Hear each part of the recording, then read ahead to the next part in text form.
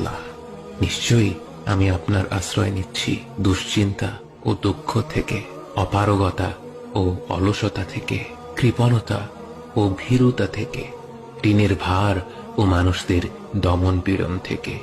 আল্লাহর যেই বান্দাই পূর্ণ বিশ্বাসের সাথে এই কথাগুলো বলবে, আল্লাহ অবশ্যই তার জন্য স্বস্তি আর মুক্তির পথ বের করে দেবেন। রাসূল সাল্লাল্লাহু আলাইহি ওয়াসাল্লাম বললেন, আমি কি তোমাকে এমন কিছু শব্দ শিখিয়ে দেব যেগুলো বললে আল্লাহ তোমার সকল দুশ্চিন্তা দূর করে দিবেন এবং তোমার ঋণ পরিশোধের ব্যবস্থা করে দিবেন?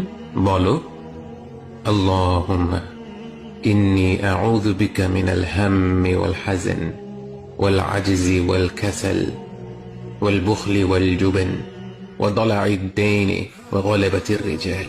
হে আল্লাহ, নিশ্চয়ই আমি আপনার আশ্রয় নিচ্ছি দুশ্চিন্তা ও দুঃখ থেকে, অপারগতা ও অলসতা থেকে, কৃপণতা ও ভীরুতা থেকে, ঋণের ভার ও মানুষদের দমন পীড়ন থেকে।